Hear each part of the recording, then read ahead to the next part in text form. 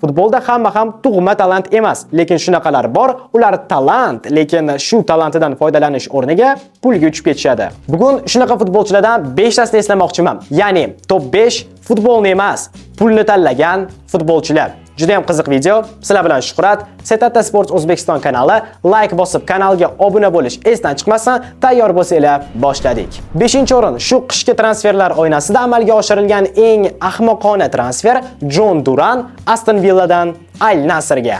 To'g'ri, Duran hali futbol olamida unchalik mashhur bo'lmagan edi, lekin potensiali juda katta, zarbalari juda kuchli futbolchilardan biri edi. Shunchaki Bavariyaga urgan goli yoki APLdagi gollarini eslang yetarli. Bu mavsum qishgacha APLda 20 ta o'yinda 7 ta gol, Chempionlar Ligasida 7 ta o'yinda 3 ta gol edi. Va bu Aston Villadagi zaxira futbolchining statistikasi, ya'ni birinchi raqamli hujumchi bo'lmagan. To'g'ri, boshqa jamoalarga o'tib asosiga aylanishi kerak edi, lekin 21 yoshda Saudiyaga emas-da. Real, Barsa, MU qiziqish bildirdi. Chelsea bilan West Ham shartnoma taklifi bilan chiqishdi. Hattoki 1 yil Aston Villada qolganida ham hech narsa bo'lmas edi. Hali yosh, Chempionlar Ligasida, APLda past jamoada emas. Lekin mavsum o'rtasida Al Nassrga ketdi. Yetmaganiga shunaqa gap bilan yoshligimdan Al Nassrga muxlislik qilaman. Mayli, bu haqiqat bo'lsa ham, lekin juda ham kulgili. 4-o'rin talant bo'yicha Pedri Gavilardan qolishmagan, lekin o'z potensialini chetga surib qo'ygan va yana Saudiyaga uchib ketgan Gabri Veiga.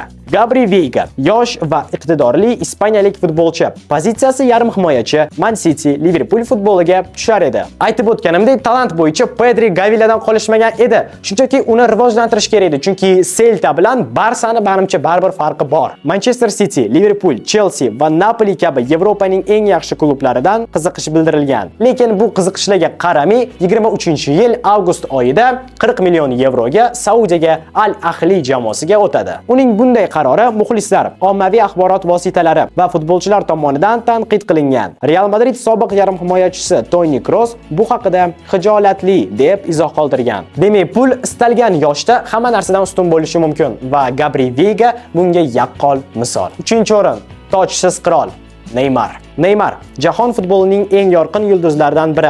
Hozir uni qanaqa ekanligini tasvirlab bersam, bitta video menimcha kamlik qiladi. Va o'zi uni qanday ekanligini siz mendan ham yaxshi bilasiz. Barselona tarkibida ajoyib natijalarga erishib, oltin to'pga yaqinlashayotgan edi. 25 yoshida orzusidagi jamoadan ancha ko'proq maosh to'lagan. PSJga rekord summa 222 millionga o'tadi. Va shu bilan pulni ustun qo'yadi. Lekin bu hammasi emas. PSJga o'tishdan maqsad jamoa bilan Chempionlar Ligasini yutish, individual oltin to'pni yutish edi. Lekin na birinchisi, na ikkinchisi o'xshadi. Mayli, balkim Barsaga qaytib shu narsalarni yutish vaqti kelgandir deb o'ylashdi muxlislar. Neymar esa 23-yilda Saudiya Arabistoniga ketadi. 10 ta ham o'yinda maydonga tushmasdan 200 million yevrocha pul ishlab topdi. Endi mana qayerda boshlagan bo'lsa, shu yerga qaytib bordi. Futbolni ustun ko'rdi, gap yo'q. Lekin Neymar 32 yosh. Misol Salah ham 32 yosh, lekin u oltin to'pga harakat qilmoqda. Ney esa faoliyatini tugatgani Braziliyaga ketdi.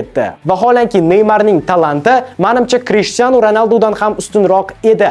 Lekin Ronaldoning o'zi aytgandek, futbolda talantning o'zi yetarli emas. 2-o'rin kuchli zarbaga ega, lekin shu kuchli zarbasini kuchli jamoalarda ko'rsata olmagan Hulk kuchli va tezkor hujumchi edi. Asosan Portudagi o'yinlari bilan tanilgan, lekin Portugacha o'zi yaxshi sharoitli chempionatlarda o'ynagan. Yaponiya chempionatining 3 ta jamoasida to'p surgan. Portu tarkibida ko'plab gollaridan so'ng Yevropa grantlariga o'tishi kutilayotgan edi. Lekin Portudan kutilmaganda 2012-yili Rossiyaning Zenit klubiga o'tadi.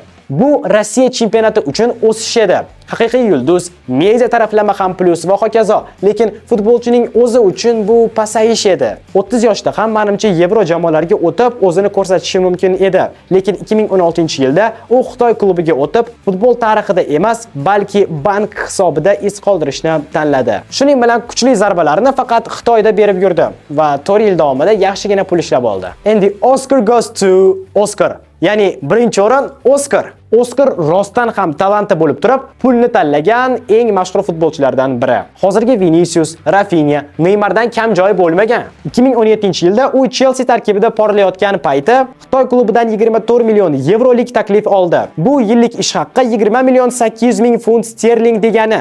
Bu taklif Oscarni o'sha payti dunyodagi eng ko'p maosh oluvchilar orasiga kiritar edi va Oscar tanladi pulni. Menimcha siz ham agar shunday taklif tushganda futbolni tanlagan bo'lardingiz. Shundan so'ng u katta futbol sahnasidan g'oyib bo'ldi. Bu qanchalik to'g'ri qaror ekanligini faqat o'zi biladi. Lekin bitta narsani aniq ayta olaman, Oskar bu talanti bilan Chempionlar Ligasi individual sovrinlaridan oltin to'p yutish o'rniga pulni ustunroq ko'rdi. Futbol esa navbatdagi afsungarni yo'qotdi. Futbolchilar asosan pulni tanlashadi, chunki yoshlikda aynan shu narsaga muhtoj bo'lishgan. Balki siz u bizga ham shunday taklif tushganida, biz ham futbolda tanlagan bo'lar edik. O'zi sizlar yana qanaqa futbolchilarni bilasizlar?